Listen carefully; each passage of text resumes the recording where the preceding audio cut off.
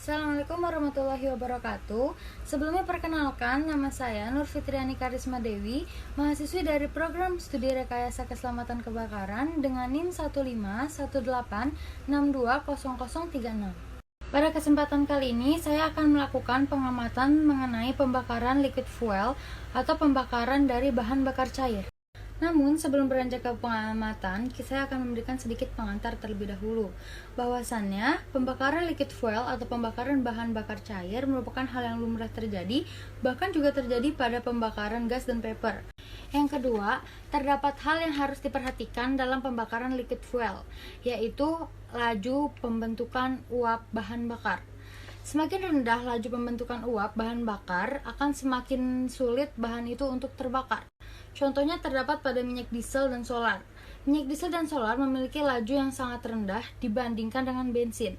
Hal itu berarti minyak diesel dan solar akan lebih sulit terbakar dibandingkan dengan bensin.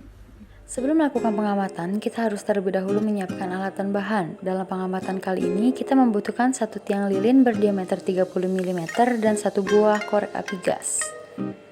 Tahap pertama dalam pengamatan adalah menyalakan lilin dengan korek api gas. Hati-hati jangan sampai terkena tangan ya. Setelah api menyala, kita dapat mengamati beberapa peristiwa. Yang pertama adalah lilin dapat terbakar karena melibatkan 3 unsur, yaitu ada unsur hidrogen, oksigen, dan karbon.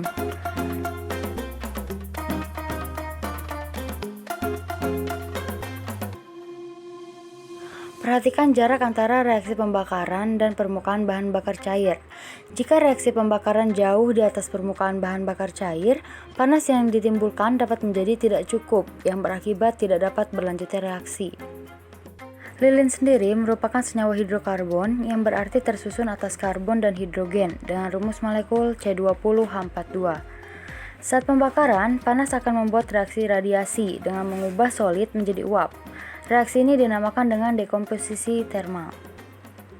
Selain itu, kegunaan panas yang lain adalah dapat memecah hidrokarbon menjadi hidrogen dan karbon.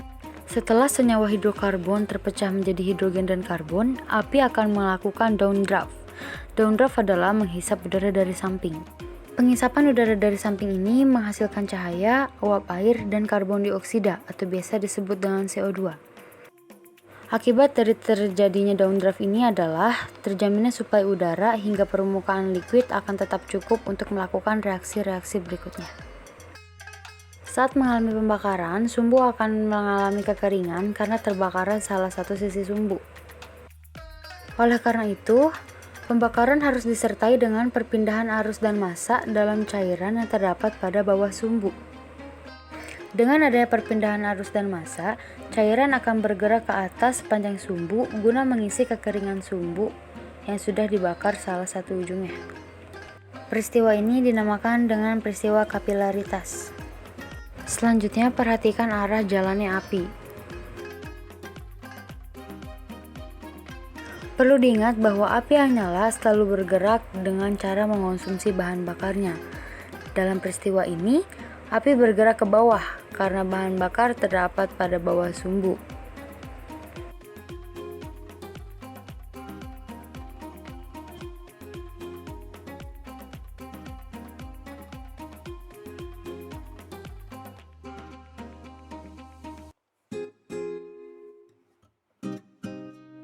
Pada saat memanaskan permukaan lilin, tegangan permukaan akan naik sehingga udara akan bergerak keluar.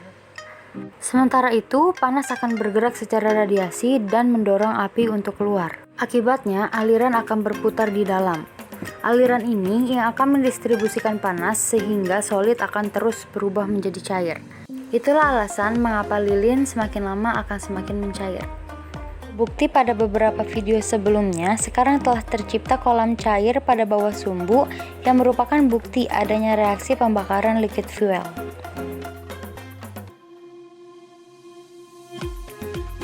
Jika dialiri panas secara terus-menerus, tampak lilin akan menjadi seperti ini karena panas bersifat kontinu.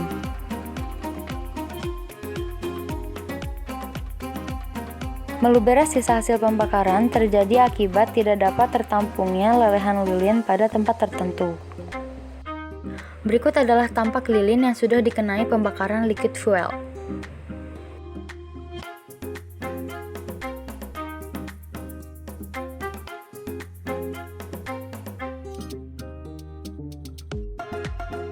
Berikut akan saya sedikit paparkan tentang pembagian zona pada api.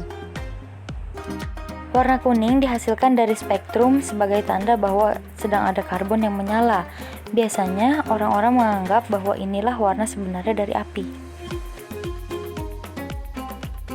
Zona ini merupakan tempat dari pembentukannya partikel-partikel karbon. Zona ini juga zona yang memiliki oksigen relatif sedikit. Warna api biru menandakan zona ini mengandung cukup oksigen hingga dikatakan bahwa pembakaran yang paling sempurna adalah pembakaran yang terdapat pada zona biru.